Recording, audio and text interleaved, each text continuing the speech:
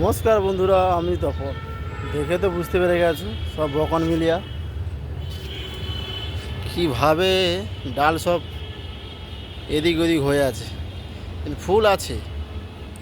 এগুলো সব কিন্তু বড় টবে আছে, আর গাছগুলো কিন্তু 5 বছর 7 বছরের গাছ আছে। ঠিক আছে, তো এই গাছগুলো আমি দু একটা কাটিং করেছি এইভাবে। তো এটা পুরো কাটিং করতে লাগে।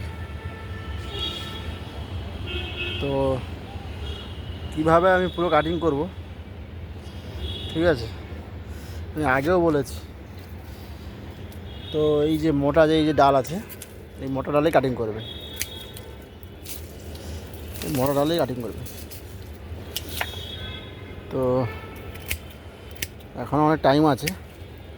তো এরকম কাটিং করে দিলে কী হবে, শীতে ফুলটা তো আসবে। ঠিক আছে, এটা কিন্তু আছে ভবানী ভবন। এই যে গাড়ি আছে সব, এটা কিন্তু ভবানী ভবন আছে। ঠিক আছে,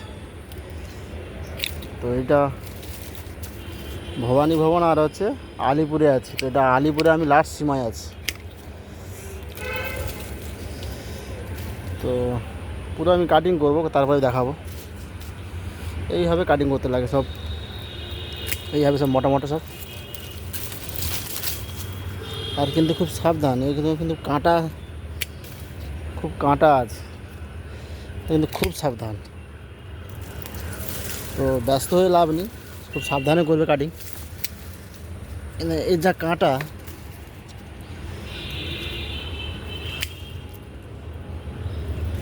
যা কাঁটা দিয়েছে, তো ব্যথা থাকবে এখন। ঠিক আছে,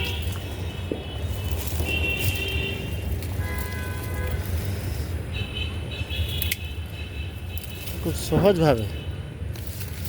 তো যারা গাছ করছো,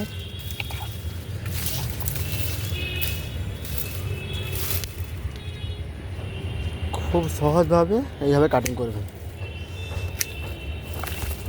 ঠিক আছে, কাটিং করার পর কিন্তু এখন কিন্তু জল দেবে, কিন্তু জলটা এখন বেশি দেবে না, যেহেতু কাটিং হচ্ছে, তো ডাল নেই, পাতা নেই।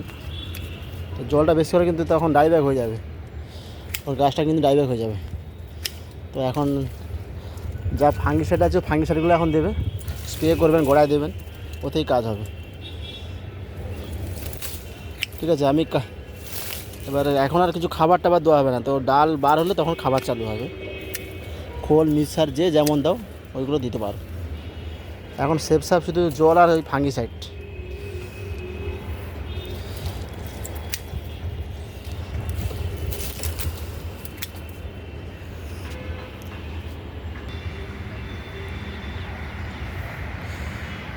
তো এইভাবে সব কাটিং করে দেবে,